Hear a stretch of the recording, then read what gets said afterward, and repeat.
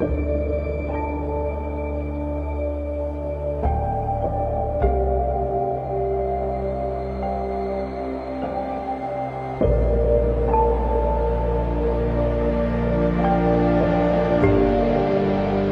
nome do Pai, do Filho e do Espírito Santo. Amém. Mais uma vez, iniciando a nossa aula sobre o livro do Êxodo, queremos pedir a Deus a sua graça para que Ele derrame sobre nós o Teu Espírito Santo e assim possamos ser conduzidos somente pela sabedoria de Deus para aprendermos o que é necessário e ensinarmos o que Deus nos instrui. Rezemos juntos. Espírito Santo, amor do Pai e do Filho, inspirai-me sempre aquilo que devo pensar, aquilo que devo dizer, como devo dizê-lo, aquilo que devo calar, aquilo que devo escrever, como devo agir, aquilo que devo fazer, para procurar sempre a vossa glória, o bem das almas e a minha própria santificação. Amém. Nossa Senhora Aparecida, rogai por nós. São José, rogai por nós. Muito bem, estamos agora no contexto do livro do Êxodo e estamos aqui dando os passos iniciais. Última aula, nós vemos que começou a surgir ciúmes e inveja no rei do Egito, juntamente com os egípcios, e agora eles querem impor trabalhos pesadíssimos ao povo hebreu, para que, deste modo, eles não se tornem um povo muito numeroso. Há uma preocupação do rei do Egito.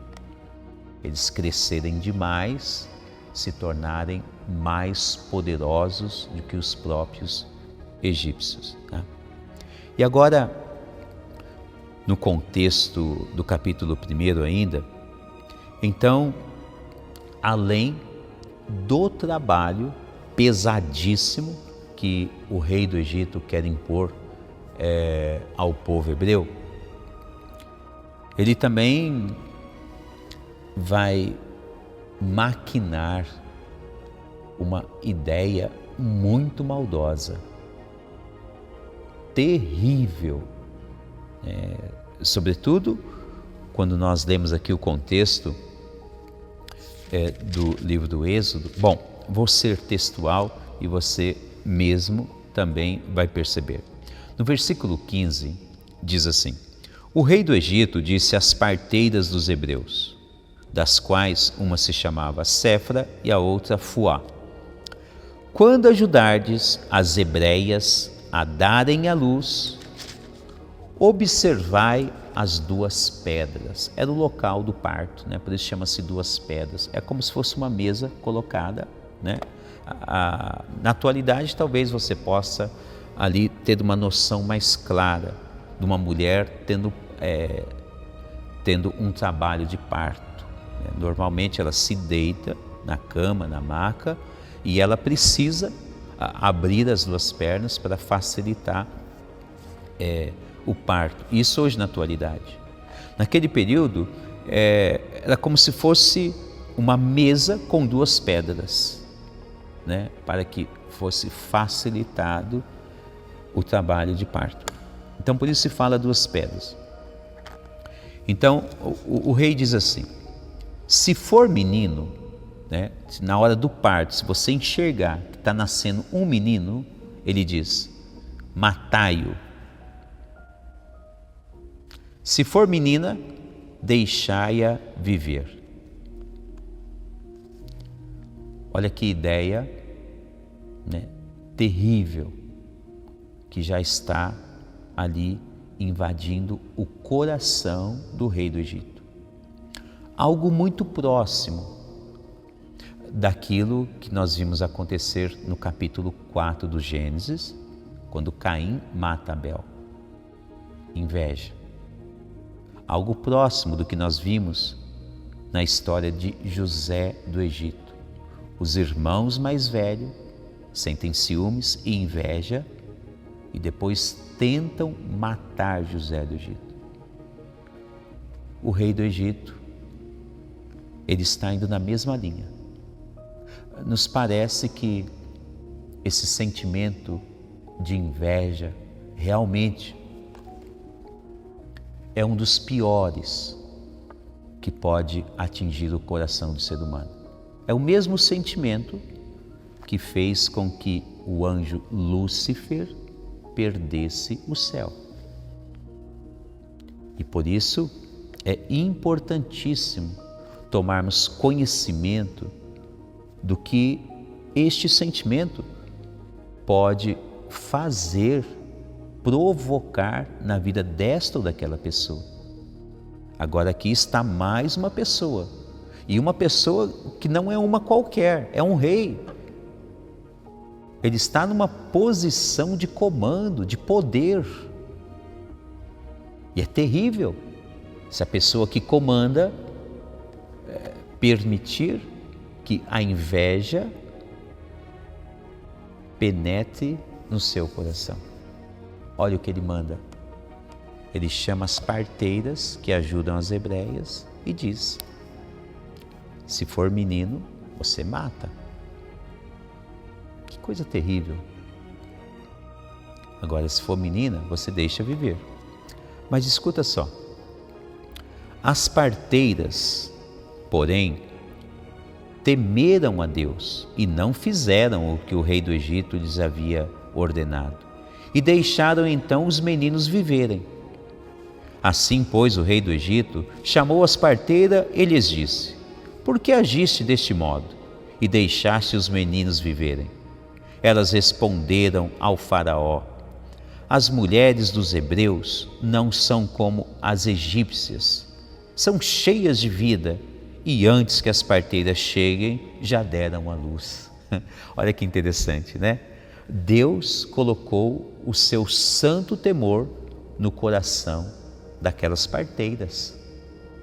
Porque, obviamente, que elas estão aqui, de um certo ponto de vista, ficando do lado do povo hebreu. E para isso, elas precisam dizer algo porque que elas não obedeceram à voz do faraó. Neste ponto, veja que ensinamento belíssimo. Mesmo que seja o comandante de tudo, o rei, que está mandando, obrigando elas a cometerem assassinato atrás de assassinato. Porque matar uma criança é assassinato, não tem outro nome. Uma criança já saindo do ventre ali da mãe, se for menino você mata, se pegar o menino e matar é assassinato. Agora, note bem que Deus parece que concedeu o seu santo temor ao coração dessas parteiras. E elas, sabiamente, elas dizem ao rei do faraó, ao rei do Egito: olha, as mulheres hebreias são muito fortes. Elas são muito melhores que as mulheres egípcias.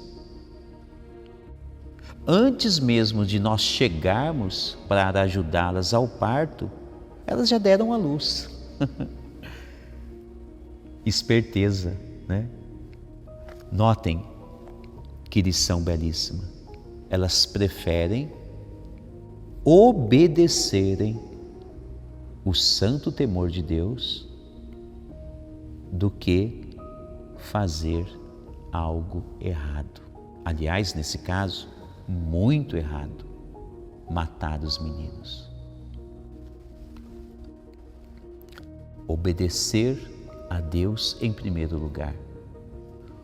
Nós vamos escutar algo semelhante, né? Deixa eu dar um salto aqui na história, algo semelhante, lá no livro dos Atos dos Apóstolos, quando os apóstolos estão sendo perseguidos pelo Sinédrio, eles são presos, vão serem açoitados, mas Simão Pedro, cheio do Espírito Santo, ele diz ao Sinédrio: devemos antes obedecer a Deus do que aos homens. Me parece que esse santo temor de Deus, ele inspira no coração de todos os filhos e filhas que o seguem de maneira muito semelhante em todo o contexto bíblico. Veja que o livro do Êxodo, lá na história veterotestamentária, já nos ensina essa particularidade ali, na vida de algumas parteiras. E depois, perpassando toda a história da Antiga Aliança, nós vamos ver algo parecido lá nos Atos dos Apóstolos. E aqui então, nesta situação, nós percebemos que as parteiras, elas preferem ficar, de um certo ponto de vista, do lado de Deus e não cometer aquela atrocidade de matar as crianças de sexo masculino. E por isso então, o rei, ele enfurecido, ele vai tomar aqui outras atitudes. Quando eles escutam isso das parteiras, então ele decreta uma ordem.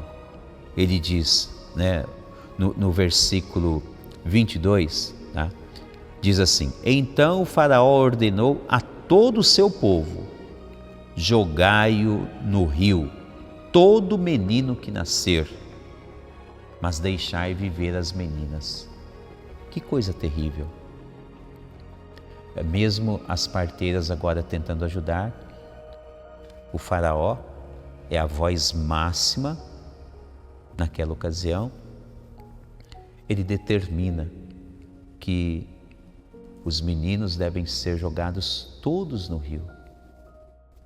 É até duro, de imaginar um cenário como este. Tudo bem que em nossa atualidade não é dessa maneira, mas existem tantas formas